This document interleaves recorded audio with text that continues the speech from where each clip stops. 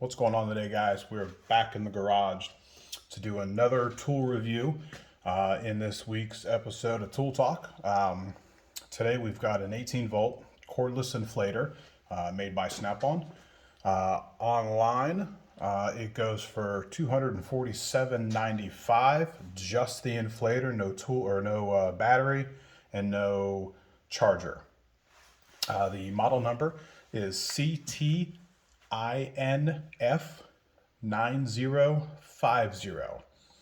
The specs on it are the max pressure is 120 psi.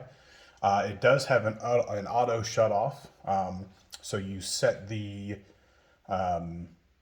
psi to, we'll say, the tire that you're wanting to inflate to, say 50 pounds or 50 psi rather. You set it to 50 psi and it shuts off by itself. It has on the back a 44-inch hose. It has two rear mounted 200 lumen lights on it. As I said before, it is an 18 volt, so it takes a bigger battery. So let's go back to the front real quick. To turn it on, you press and hold for about 3 seconds. The digital screen, the LED display, will come on. Then if you want to, and we'll go through most of them, if you want to change the pressure, depending on, I guess, where you're at, it's got bar, KPA, and the one that you'll probably be using is PSI, and you change it with that button. The pressure here is the pressure that you want to inflate whatever you're inflating, whether it's a car tire or like a pool blow up or a bike tire. And you set that by this here. You can press and hold and it'll go a little quicker. Like I said before, it does go to 120 psi. Now, with my knowledge of some of the other ones that are currently on the market, even though this one says it will go to 120 psi, so it should fill something at 120 psi, it is not going to fill a car tire at 120 psi. So with that, it also has a thermal shutoff.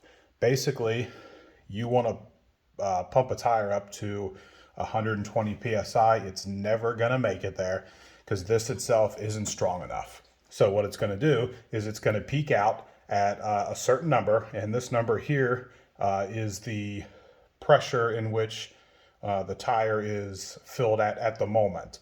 So you would plug that in, you would plug the cord in, or the hose in, plug that in, and then that's going to give you what the tire is at the time, and then you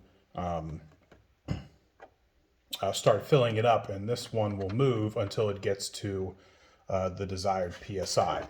But like I said, if you do a tire, it's never going to make it to 120 PSI because it's just not big enough. It doesn't have enough power. So what happens then is there's a thermal shut off. Basically, it's going to get too hot because it's trying to pump it up to that much, and it's, like I said, it's never going to make it. So it's going to shut itself off because it gets too hot, which is a good thing because you don't want to burn anything up on the inside. Another nice feature about this one, well, plug this back in. On the front, you see it's got a light indicator here. So you press it once, and there's your two LEDs. They're pretty bright for what it is. Like I said, it's 200 lumen. So if you're pumping a tire up, you would have, like, obviously this facing you, and then this piece facing the tire, so you can hook up the air hose to it. It also has a nice feature. If you press the light button again, it now has like hazard lights. So if you're broken down on the side of the road, and at nighttime, you can put this out towards the rear of the car, and you can let oncoming traffic know that there's at least something flashing in the road if you don't get off the road. So we'll go ahead and shut that off. And I'll just turn this on just for a second, but you press and hold to get it to come on, and then you just push it once and it starts up. And as soon as it starts up, this will automatically start to go up depending on what the PSI of the, we'll say the tire is that you're doing. It does have 2 USB ports.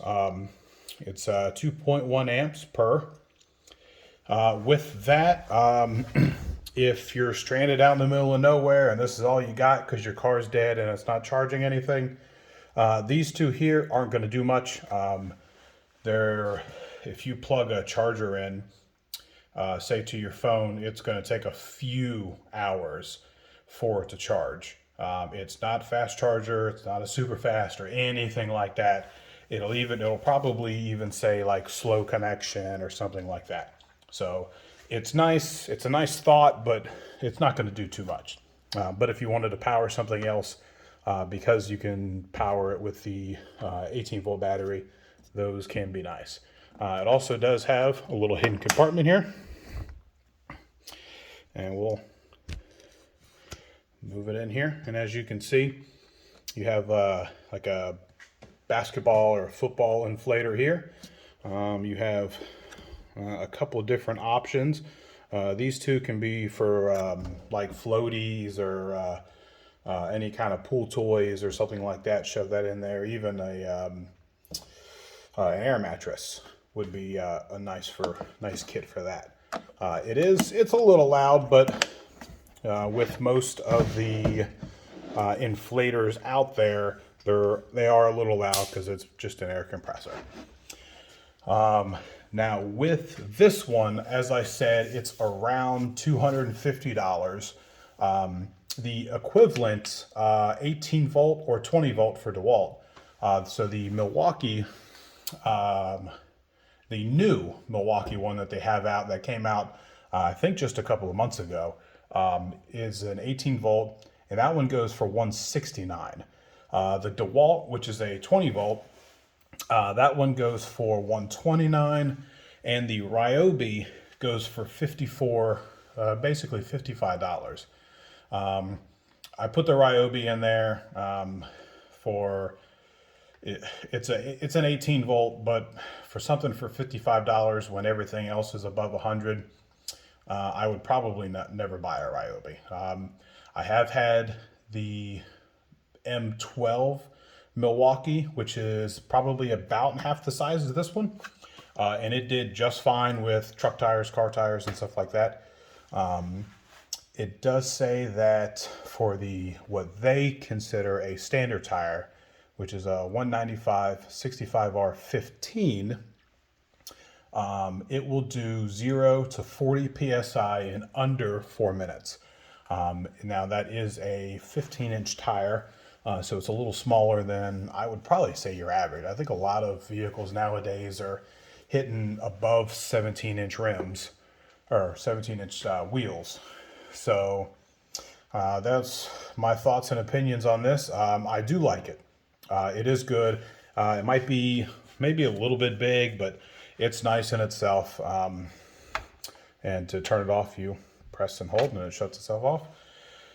So with that said, it's a good buy. Is it worth the $250 when there are other ones that are almost $100 less?